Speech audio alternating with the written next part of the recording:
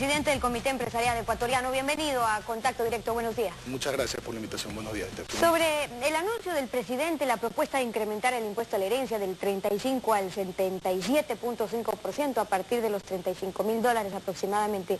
Desde el sector empresarial han dicho que el planteamiento contradice el mensaje del gobierno de atraer la inversión privada. ¿En qué medida?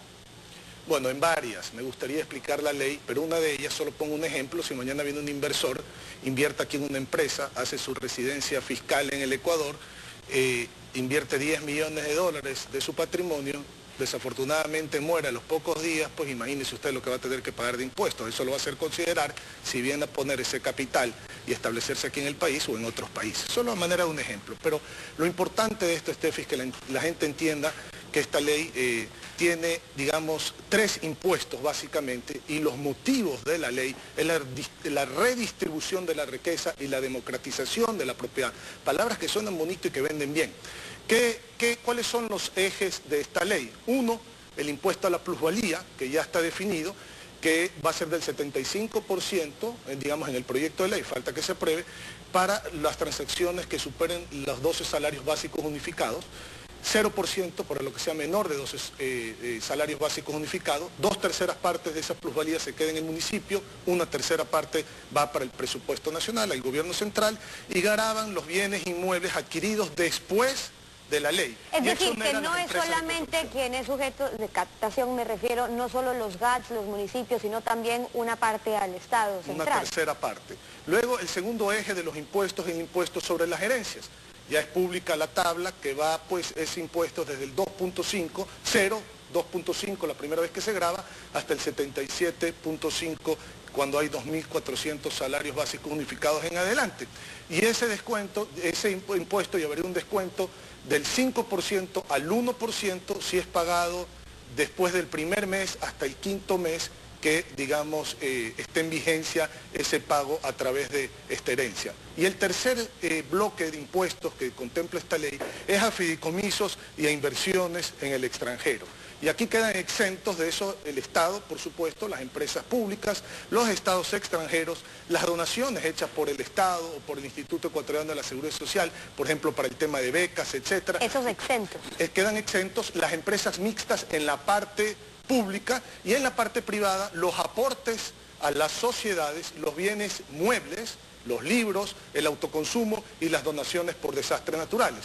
Y en el caso de fideicomisos, el enajenante, es decir, el que conforme el fideicomiso, que deja una instrucción en este patrimonio autónomo denominado fideicomiso, se presume, cuando se muere el enajenante, es decir, la persona que crea el fideicomiso, se presume que se van a ejecutar las instrucciones que tenga el fideicomiso. Independientemente de que se ejecuten o no se ejecuten, ya la presunción es suficiente para cobrar el impuesto a la herencia tal. Ahora, vamos por parte con algunos de ellos. Todavía es un proyecto de ley que ya entró, pero bueno, habrá que ver finalmente que se aprueba. Ya sabemos cuál es la intención. Actualmente, usted hacía referencia al impuesto a la herencia. Ya se paga, hay una parte, pero partía de los $68.000 aproximadamente, era de un 5% si llegaba hasta los 137.000, con un máximo del 35% cuando ya era a partir de los 826.000 aproximadamente. Ahora estamos hablando de un impuesto que iría del 35 al 77%, es decir,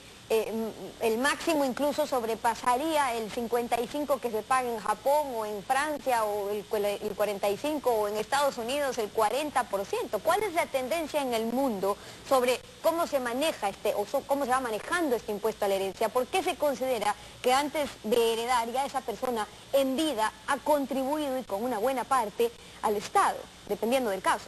Correcto. A ver, varias cosas. Solo para terminar, también se grava el 0.25% sobre las inversiones en el extranjero y sobre los fondos en el extranjero mensualmente, y el 0.35% si se consideran que esos fondos o inversiones están en paraísos fiscales. Contestando su pregunta, aquí hay una suerte como que siempre el gobierno saca las cifras más altas de los pagos de impuestos, Japón, Estados Unidos, Gran Bretaña, etcétera, pero por otro lado, permítame enseñarle también, siempre hay este juego, ¿no? Por ejemplo, Serbia 0%, Eslovenia, Australia, Austria, Canadá, Estonia, Israel, México, Nueva Zelanda, Noruega, Portugal, Eslovaquia, Suecia, Hungría, 0%. Entonces, es como que yo busco los altos y ustedes buscan los bajos. Entonces, siempre aquí el tema es conceptual. Estefi, por eso es que nosotros hemos hablado de manera conceptual. Primero, y hay que entenderlo esto con absoluta claridad, la solidaridad y la equidad no es igualar resultados, es igualar oportunidades. Y ya va a depender del individuo, de su trabajo, de su riesgo, generar el bienestar. Eso es número uno. Número dos, ¿el individuo tiene que estar al servicio del Estado o es el Estado el que tiene que estar al servicio del individuo?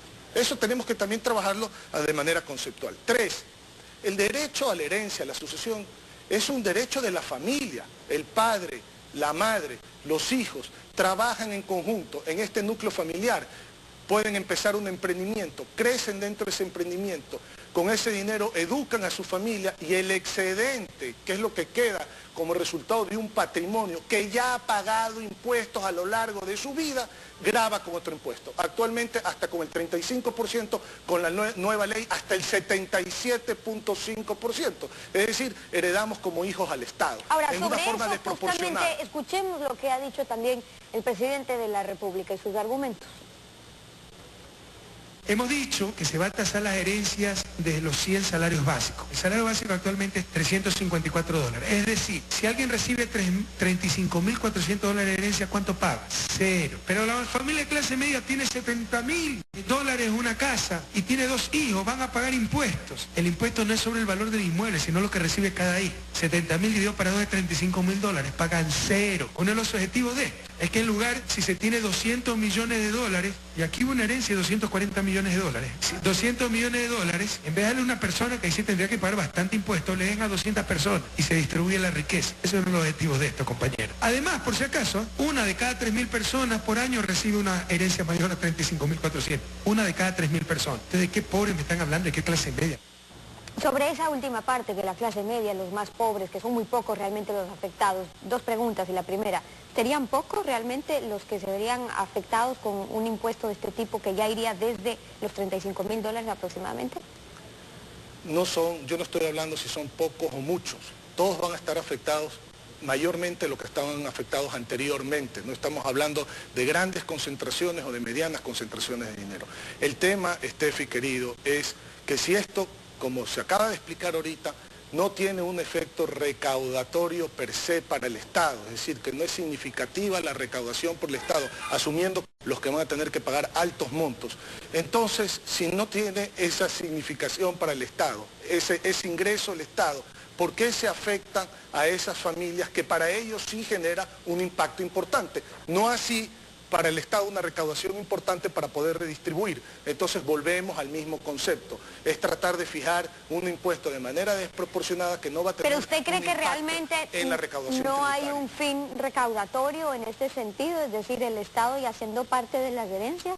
Mire, yo no veo que aquí va a haber mayor recaudación con esto, le digo con absoluta sinceridad. No ha habido mayor recaudación tampoco en los 45.000, 47.000 casos de herencia que se ha recaudado entre 10 y 12 millones de dólares promedio por los últimos 3 años, en donde han habido más o menos 1.700 pagos. Yo lo que veo aquí es que el Estado no puede usufructuar de manera desproporcionada de la muerte de nadie a cualquier nivel. Ahora, pero eso es solo en lo que se refiere a la herencia. El artículo actual, el vigente del régimen tributario interno, habla también del impuesto a la herencia, legados y donaciones. Usted hacía referencia de lo que incluye también cuando hablamos, por ejemplo, de fideicomisos, cuando hablamos de inversiones en el extranjero, cuando hablamos de las donaciones. ¿Qué pasa? Así es, lo único que estaría exento de eso es la enajenación o la venta de acciones a través de la bolsa de valores. Todo lo demás estaría con el proyecto de ley, que lo he leído pues hasta la madrugada, estaría, digamos, dentro del marco de estos nuevos impuestos. Y aquí lo importante, Estefi, es entender que el ecuatoriano trabaja con el sudor de su frente y no trabaja con el sudor para mantener al de enfrente. Y ese es el concepto con el cual no estamos de acuerdo. Sobre otro impuesto que ya existe y el que usted también hace referencia, pero que también aumentaría en el proyecto, el de la plusvalía, el presidente de la comisión que trata este proyecto, que incluye el tema de la plusvalía, reconoció que la idea es que el Estado, los GATS, capten la plusvalía generada por obras públicas, pero también por la generada por la inversión privada. Entonces, ¿hay un fin real de controlar las fuentes ilegítimas de acumulación, como dice el presidente, o se quiere también recaudar más? Bueno, es parte de controlar las fuentes ilegítimas. Eso está absolutamente claro. Ahí hay que aclarar que se exoneran, por ejemplo, a las empresas dedicadas a la construcción, justamente que compran y venden bienes inmuebles para comercializarlos. En ese sentido, esas empresas que se dedican a eso estarían exoneradas de este tipo de impuestos. Ahora, para todo esto estamos hablando nuevamente, Henry, de más impuestos. Uno de los temas que ustedes trataron en la reunión, empresarios, gobiernos, que se planteó y que en teoría se acordó, era esa llamada pausa normativa, es decir, ya no más cambios tributarios, impuestos para incentivar la inversión privada. Entonces, ¿en qué ha quedado eso? En letra muerta.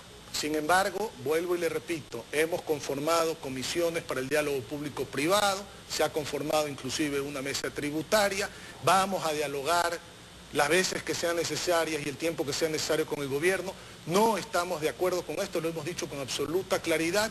Sin embargo, justamente, y lo repito, y lo he dicho varias veces al país, cuando no se está de acuerdo es cuando más diálogo tiene que existir. El diálogo no puede existir cuando se está de acuerdo. Hay que evitar la confrontación no le hace bien a nadie. Para pelear se necesitan dos. Nosotros vamos al diálogo, no vamos a la confrontación, y en base a eso pues vamos a hacer nuestras propuestas claras, a decir lo que tenemos que decir cuando no estamos de acuerdo, claro, porque esa es parte de nuestra libertad de expresarnos y con absoluto respeto. Ahora, no caer en los juegos, no a la confrontación, sí al respeto al diálogo, pero tampoco que sea diálogos de sordos. Es decir, ¿qué ha pasado cuando ustedes llegan con una lista de propuestas que le han planteado al gobierno, que conforman, y se informó sobre estas comisiones que ya estaban trabajando para ir obteniendo resultados? Uno de ellos que salieron a anunciar fue precisamente esta pausa en normativa, pero ¿en qué han quedado todas esas propuestas con las que ustedes llegaron? ¿Solamente en buenas intenciones? No, se ha avanzado en muchas propuestas, hay que decir las cosas como son, no en todas.